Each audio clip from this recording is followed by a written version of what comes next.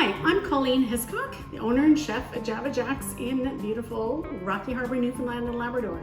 Today on our how-to series, we're going to make a special pecan and onion bread stuffing that can go into any stuffed chicken breast, any stuffed pork tenderloin, and you will upgrade your usual bread stuffing. So let's get started.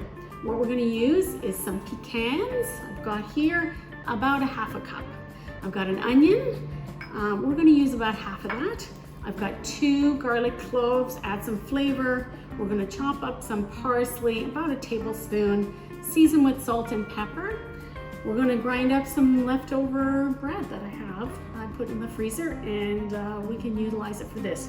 For me, I've got some multigrain pieces of bread here. I like to have a little extra fiber for ourselves and a little butter. So let's get started. So I'm going to get the onion and the garlic ready before we start to cook it. We're going to sweat the onions and the garlics. So essentially half an onion, half a medium onion. I always like to have a little garbage disposal. Try and keep that stuff out of the way. Peel off the top. We're going to make them very fine. I don't want to be chewing and chomping in on a big piece of onion. I want to have it there so that it flavors it quite nice. A little bit of that's going to come off.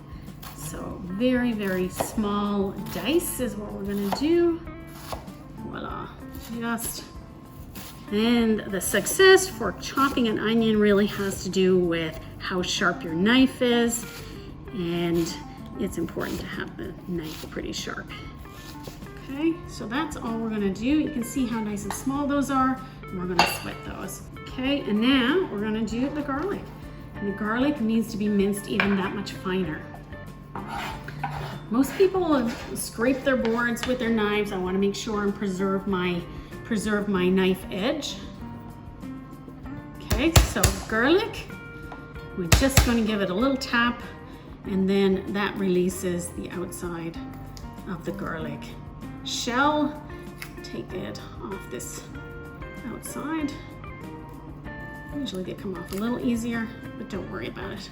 Okay, that's one. Take the garbage to the side. That's one. Give it a little smack, and it comes off much easier.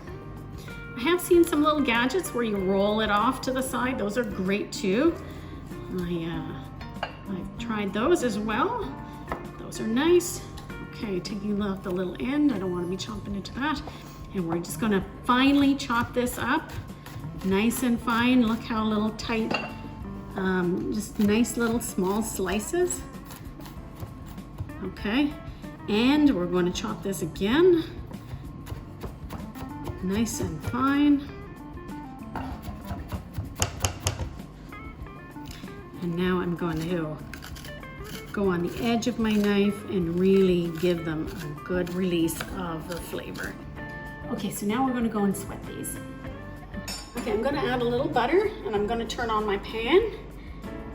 And essentially I'm going to turn it up about 3/4 of the way, just get the pan hot, and I'm going to turn it down. I do not want to have the vegetables burn. I just want to sweat them, make them translucent, and get some flavors. Okay, so here we are. Now the pan's looking bubbling nicely with my butter. I'm just going to add in here the onion, and we're going to sweat the onion. I'm going to wait for that to get a little translucent before I add the garlic. Okay, so my onions are looking fairly translucent. I added a little bit of butter, so I have about 2 tablespoons of butter in here, and I'm going to add my garlic. Here's what we've got. Now I'm just not going to worry too much about having the garlic completely cooked because I do not want to burn it. So now our onions and garlic are ready. So I'm going to just blend up a little bit of my breadcrumbs. I want to show you the consistency of them. It's going to be a little noisy. Oftentimes the breadcrumbs that you get commercially at the grocery store are a little bit too fine.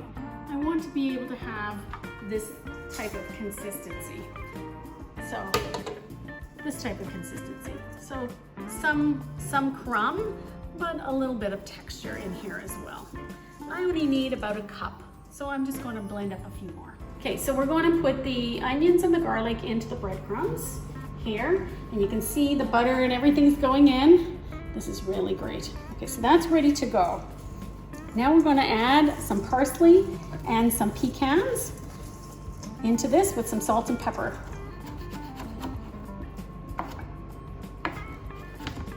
It's about a tablespoon of parsley we're going to put in here. And I'm going to rough chop these pecans.